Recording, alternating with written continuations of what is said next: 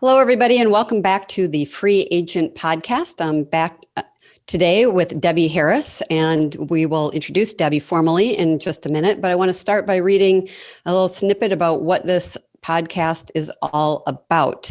And actually, what it's all about is a discussion about free agency and taking control over your future. The mission of my show is to share inspiring conversations with real people who took the leap into self-employment, business ownership, franchising, and freedom.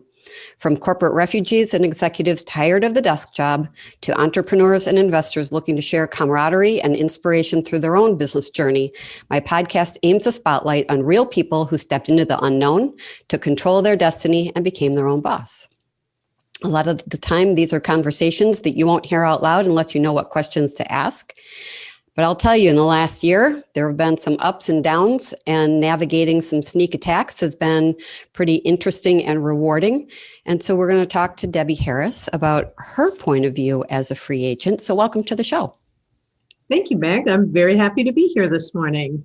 And it's been great to be working with you over the last few months as we've been navigating the waters of Sales Navigator on LinkedIn, and all the great advice and assistance that I have gotten from you and your team. And so aside from PI Media and what you're doing there, just lay the groundwork for the audience about your own background and how you ended up a free agent, self-employed, and some of the magnificent work that you're doing. Oh, well, thank you, Meg. I'd be happy to, and I'm very excited to be here this morning. So I've done many things, as many people have. I've been a financial planner. I've been a bartender. I've had a hypnotherapy practice. And an ex and I owned a catering and gourmet retail store for years in Connecticut. I don't cook, by the way, but I was doing Case in point, you don't have to know what you're doing in order to succeed in business. Exactly. A good partner, though, helps in that regard. And then I've had corporate jobs, and about 11 years ago, I finally said enough. I wanted to be my own boss. I wanted to be my own boss for a while. Obviously, in the catering business, we were, but then I took some jobs when I came out west, and I really just wanted to be able to control what I was doing. I didn't want to have to answer to other people. I wanted that freedom to grow something. And that's where PI Media evolved from, digital marketing, and my particular specialty in LinkedIn, which is what you and I have been working on. And then about a year and a half ago, I got involved with the gentleman who purchased a company called Trustegrity. Now, I had been a Trustegrity member since 2012. Trustegrity is a group, it's a membership organization for seasoned high-level professionals who get together once a month to help each other with dream referrals and knowledge sharing. That's the best way to describe it. And David Alexander, who purchased the company, decided to franchise it. And it's phenomenal. It was not franchised originally. It was just kind of growing by word of mouth in the West and the Southwest. And so now I've had a really tremendous experience over the last year, working with people who have owned franchises. Most of our team were very large franchise owners with Business Networking International. Some are still involved. And I also took the position of national trainer. So I'm actually training our franchisees as well as our members. And one thing I can say, because I'm also looking at purchasing a franchise down the road of Trustegrity. One of the things I've learned is that going it alone with a business, I mean, you are your own boss, but you are alone. And you're doing everything from scratch. Yeah. Figuring it out, throwing up against the wall, see what sticks, reading a lot of stuff, trying to learn. With the franchise, what I'm learning now is that you have these people, you have support. You have people who can say, well, I tried this or I tried that. And you also have a formula. You're kind of given, if you will, on a silver platter, And I think it's phenomenal. And I'm actually really excited. I've learned so much from you, Meg. I mean, honestly, it's just how the universe works that you and I would be working together. And I've been learning so much from you. I would tell anybody out there, if you're thinking, if you've had enough, or you just want to have that other something because you're not sure. I mean, who knows? I mean, who knows what's going on these days? Why not be a part of something? And I think that's the most exciting part of it. It's really interesting how you and I are both straddling the world of entrepreneurship and business ownership as independent, self-employed people, but then also having been a franchise owner in the past, franchise investor, I'm obviously floating in the world of franchising all the time.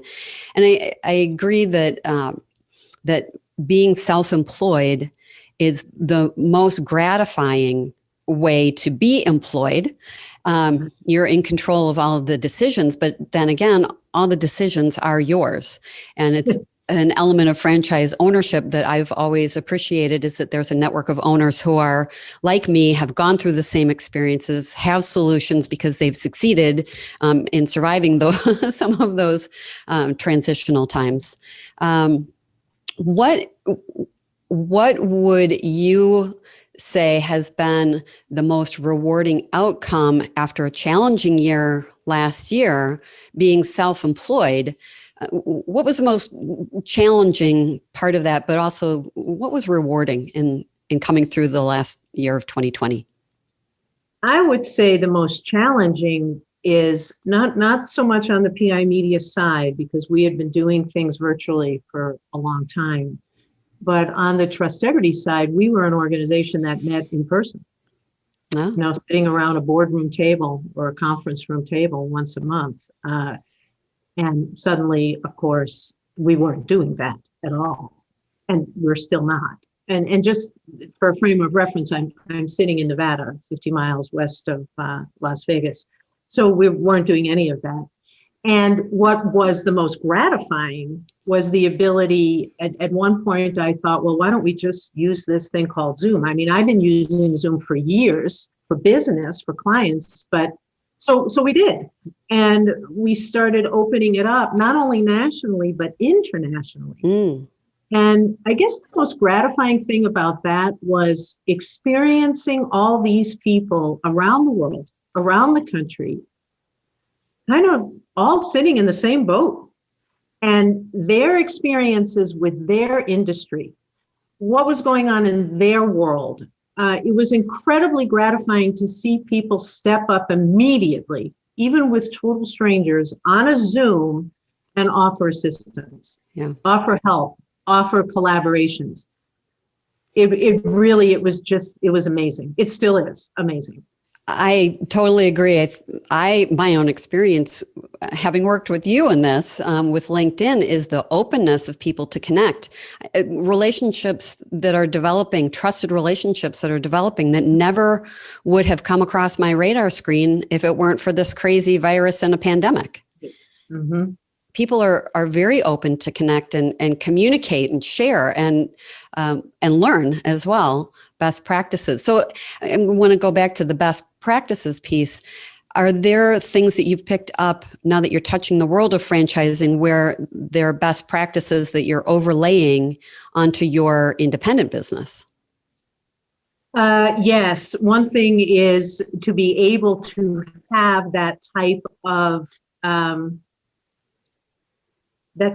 team approach. For example, in Trustegrity, we have a company covenant, which really speaks to honesty, integrity, authenticity. In other words, in no uncertain terms, if you have an issue with somebody, you need to go to that person and you need to have that really difficult conversation.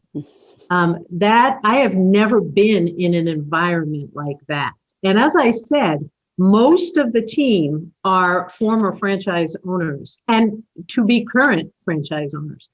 So this idea of this covenant, which I can then carry over into my business or any relationship for that matter. And I've had to call upon this covenant a couple of times, and it's fantastic that my CEO honors, walks the talk. That is something I'm learning, that, it's not just the words you put on paper, but when you really have a team of people, and maybe it is because they've been franchise owners, they understand the importance of collaborating, working together, and they understand the importance of consistency, the importance of brand.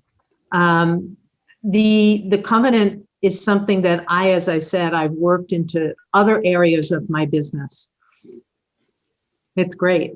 Yeah, it really is. It's the notion of all for one and one for all. Looking out at the field of battle, or the knowing what the outcome, the win, is supposed to look like, and knowing that we're all pulling on the same rope, we're all waving the same flag for the best possible outcome. And that's for the client, really, to have that 100% satisfaction guarantee that there's consistency, reliability, predictability, and integrity in the deliverable. Absolutely. So that is the thing. I mean, we are all working to make sure that members have the ultimate experience. That is the common goal. Yeah. And regardless of what type of a franchise, that's it. It's a client, it's a customer, it's a member, it's whatever it is. And I can't think of a better time for people who are sitting there thinking, I just don't know if I can go through this corporate nonsense anymore, or I'd really like to do something. I've been passionate about X. To really speak with someone like you, to speak with you and really understand what's involved. Because I'll be honest, Meg, when I met you, the world of franchising is so much bigger than most people think. Most of us lay people, you hear franchising and you think McDonald's, you think, fast food, you think maybe the guy who comes in and cleans the water out of your house if something happens. But the world is enormous of opportunity based on what you might have some sort of an affinity with. Yeah. Yep. It is absolutely vast, and there are some really phenomenal opportunities. And of course, everyone is cut from a different bolt of cloth. And so it's not a cookie cutter approach to shoving everyone into one system, Great Clips, or everyone should buy a Culver's, or everyone should buy a Focal Point, Action Coach, Trustegrity. Talk about variability. You have a huge amount of variability from day to day with some of those, versus a McDonald's where every day, every recipe is exactly precisely scripted out. So you really need to know yourself, or work with someone like me who can help you to get to know yourself and what that diversification actually looks like. So in making this transition for yourself, was there a moment where you went, holy crap, this is mine, it's all mine, and you knew that you had crossed over from the professional Debbie into the self-employed Debbie, and it all became crystallized that it was yours? Yeah, on the PI media side, I mean, I think that really happens when you realize you're dealing with employees. And even though I dealt with employees in the catering business, that wasn't my business. It's our business, and it was mostly his. And when I realized, oh wow, I could give this person a raise, They don't have to wait a year, the corporate formula. I can do whatever I want. If I want to give them a raise after 6 months, if I want to give a bonus, if I want to, obviously the flip side of that is you need to lead. And I think that's the thing. I mean, I believe in, leading by example. So I'm very conscious of that. But I would say it's knowing that you're impacting other people when you finally realize, hey, this person now has a job and this person has a job, and it's exciting. I mean, you're part of the economy. You're part of everything that's going on, whether that's like a PI media or certainly in franchising, in many cases, you are going to impact other people in a very positive way. I could not agree with you more. It kind of gives me the shivers to think back in time to when I owned Great Clips. That was, 1993 to 2004 or something. So 11 years. And somewhere in there, the light bulb went on that I'm responsible for these people. Their welfare, the success of their household rests on the success of this business. And it was kind of frightening for a moment, well, for longer than that, quite frankly, because then I realized the immense responsibility of continuing to provide a great work environment and a great culture. And creating that culture and really making it your own is how you put your imprint, whether it's an independent business or a franchise, it really comes down to you. And creating that sense of, well, trust again, with between you and your employees, that you're providing a great work experience. I always used to say that I wanted to create a company that I would want to work for. And I think that was a driving thing for me. Not looking at it from the negative aspect of, I'm tired of working for bosses who just, they don't, I mean, I've worked for some crazy people. And it was always the kind of, I'll just give everybody a quick example. When I was very young in New York, I'm from New York. When I was very young in New York City and Manhattan, I worked for a gentleman who owned 5 oil companies in New England. He has an entire hall named after him at Boston University. In any case, the man was just fascinating. If his mail arrived 1 minute late, he would call the Postmaster General in Washington, D.C., get him on the phone and scream profanities at him for 20 minutes. So there's just a little example. I've worked with some crazy people. And I remember thinking, gosh, I mean, if I did it, franchise or otherwise, then I could create a culture and a company that I would actually want to work for. And that's always something that's driven me in that area. That is such another great point, is that now you have the freedom to create that daily experience that you as the business owner enjoy. Mm-hmm.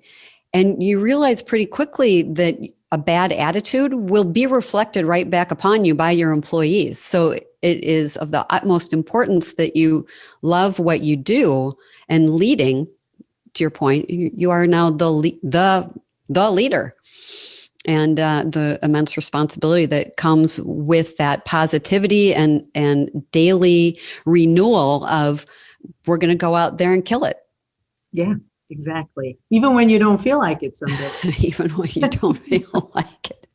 There were a few days like that last year, between March and June, when things were locked down and employees were saying, what about my paycheck? What about my mortgage? And not knowing yet from the government what was going to happen with PPP or EIDL, that responsibility of being the glue for your team. Yeah. Crazy. And, I guess the gratifying thing, because there are, as you know, Meg, there's a lot of people out there really hurting right now. And 2021 is going to be difficult. The economy, we probably haven't seen most of the fallout yet from all of this on the economy side.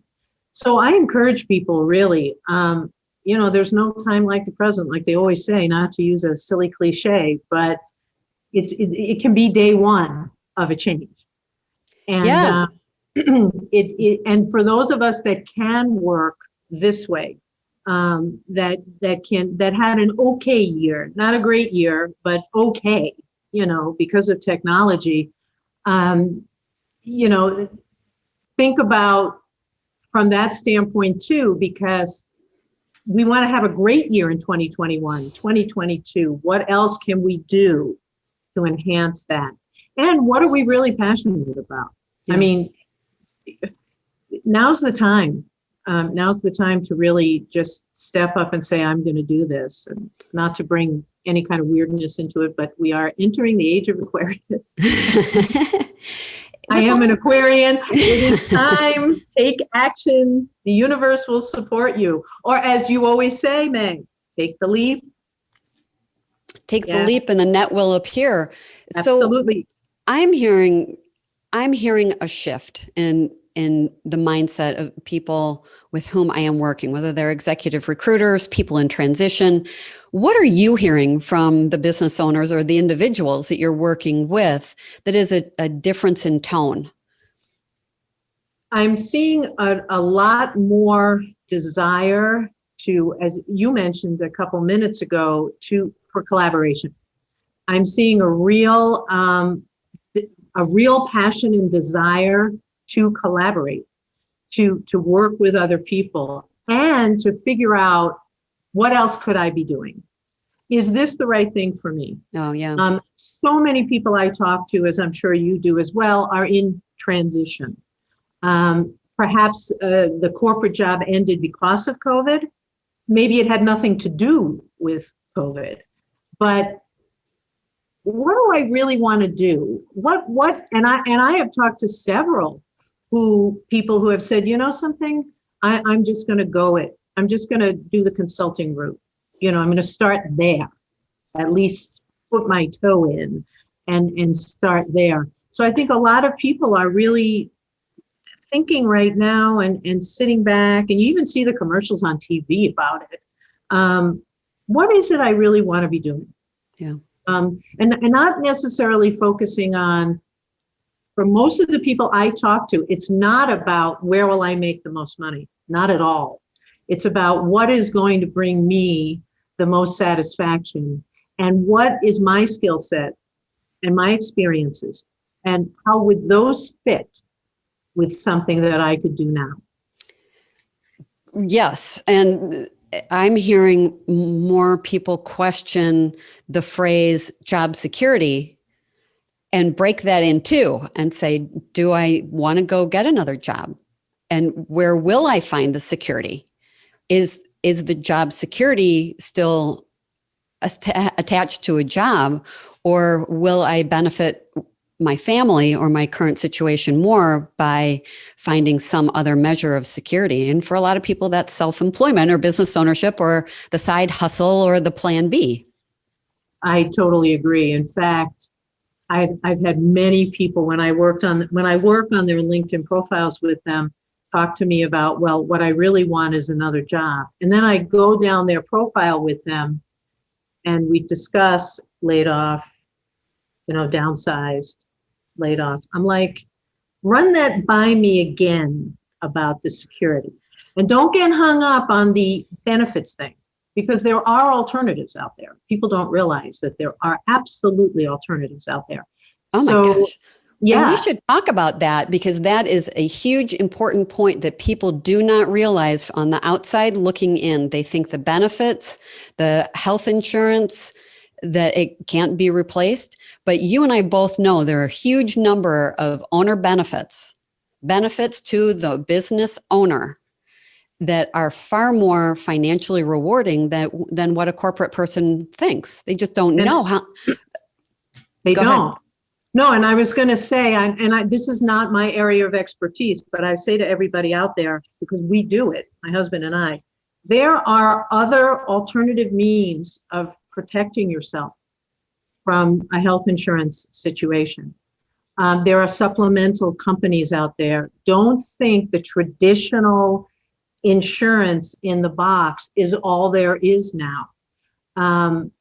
The world of healthcare, as screwed up as it is, has changed. Yeah. And you need, if you're considering this because you feel passionate about a franchise or going it alone, and you're thinking, oh, but my benefits, please, please, please, please talk to someone in that area of expertise, or I'll tell you who to talk to. Yeah.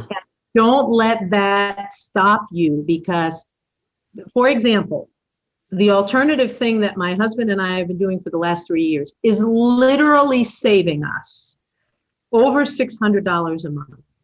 Oh, wow. and still covering everything. Yeah. So I say to people, because I hear that all the time, as I'm sure you do, but I need the benefits.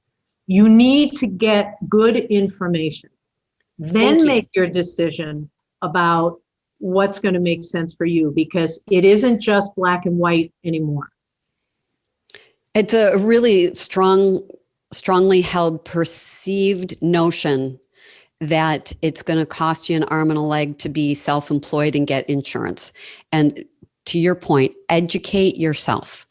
Get out of what you think and go get the factual reality, because it, to your point, is absolutely true for a lot of people that I work with in my Milwaukee group, the First Friday Business Owner Group.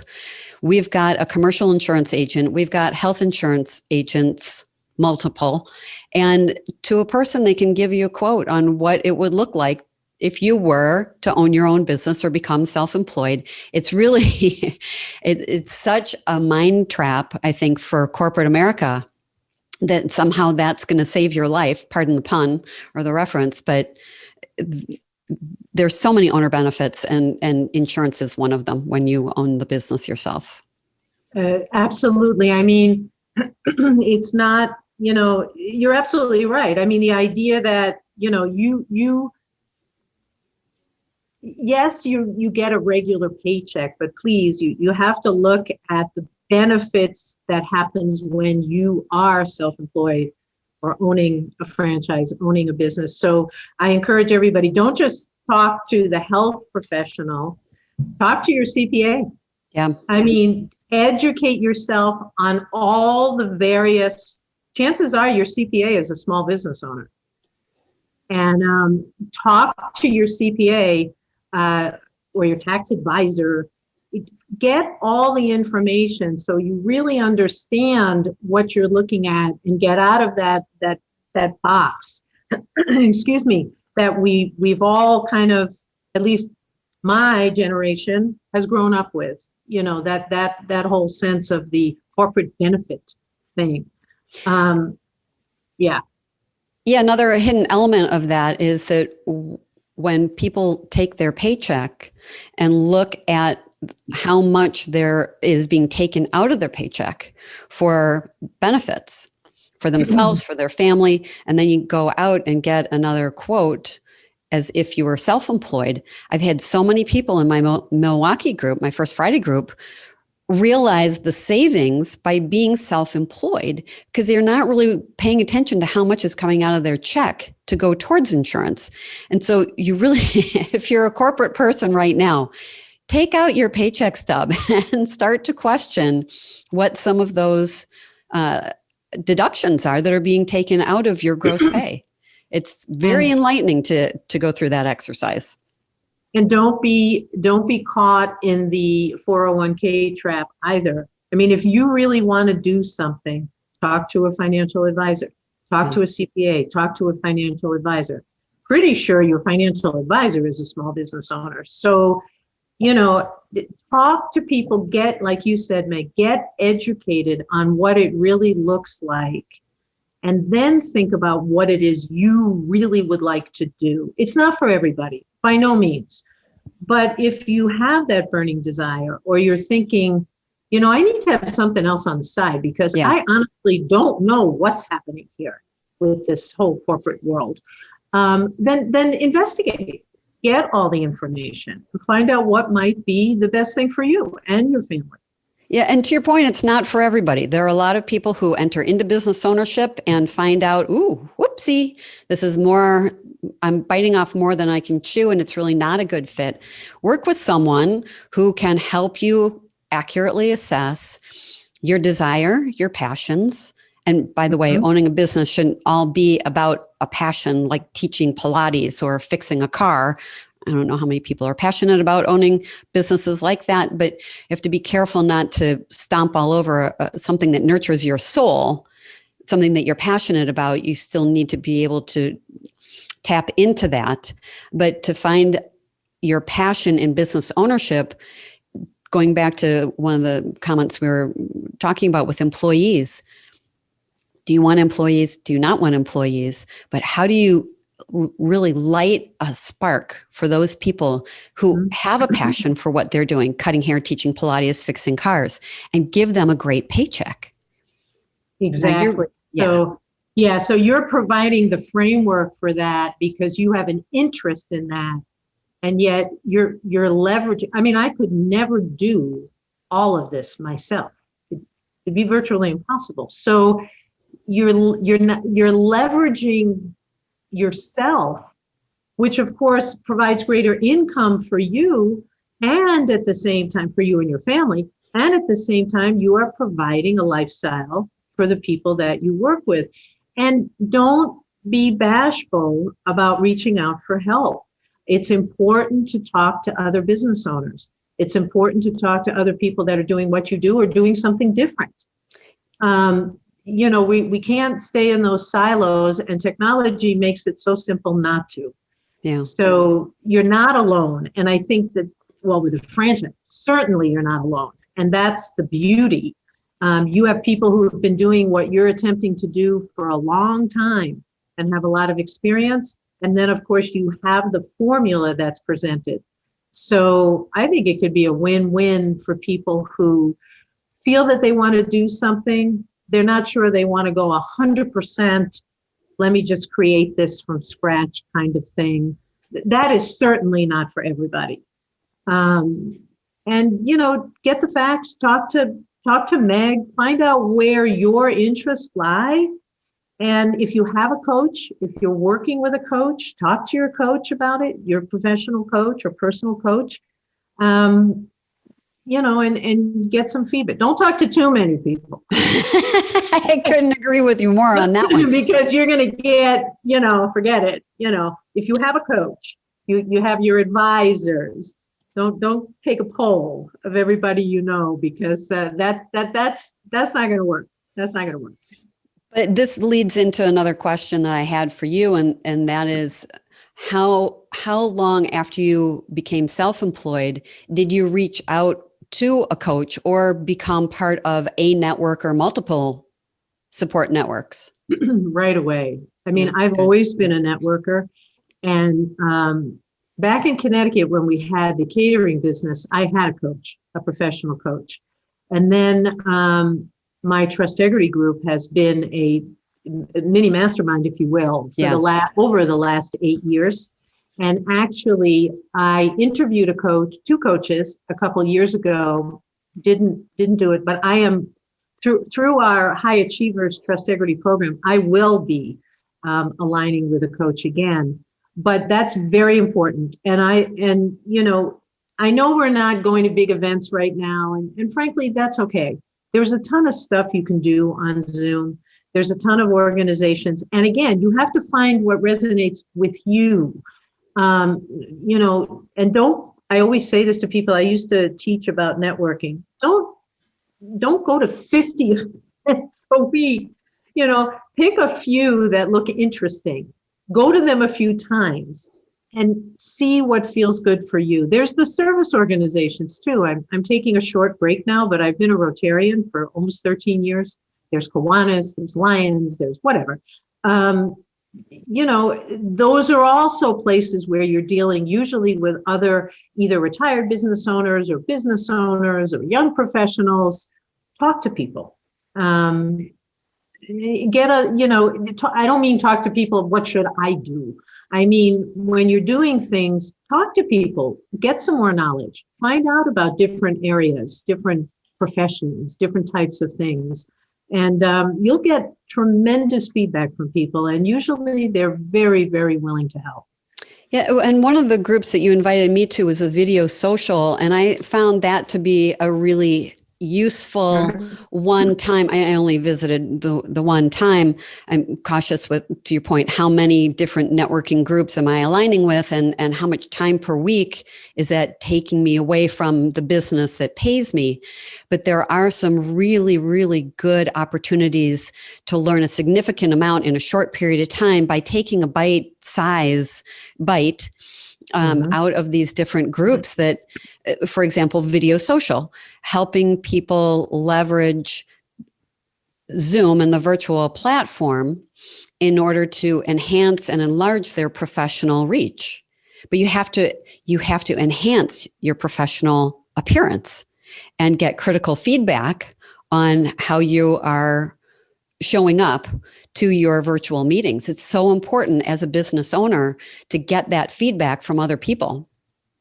I couldn't agree more. I've been with Video Socials for over a year now. In fact, I was on my group yesterday. And it's, first of all, the whole idea with authenticity. I mean, people want to see who you are, what you sound like, what you look like, and who you are. And video is the way we are communicating with each other now. I mean, we were doing it before this whole craziness, but now it's almost, and Video Socials is a place you can learn. I have grown tremendously in doing video, just by going week after week and getting feedback, as you say, Meg, supportive feedback, very supportive feedback. And your group becomes a real support group for you. We've become very close, my Wednesday group. So yeah, if anybody's interested in that, just reach out to me. I'll be happy to make an introduction. Well, and speaking of reaching out, can you provide your contact information and the name of your business again, so that anyone who would like your amazing insights on how to best leverage your profile on LinkedIn or LinkedIn in general, but what's the best contact information for you? The best way to reach me is probably my email, but I'll give you my email and my phone. My email is Debbie, Debbie, at pimedia.me.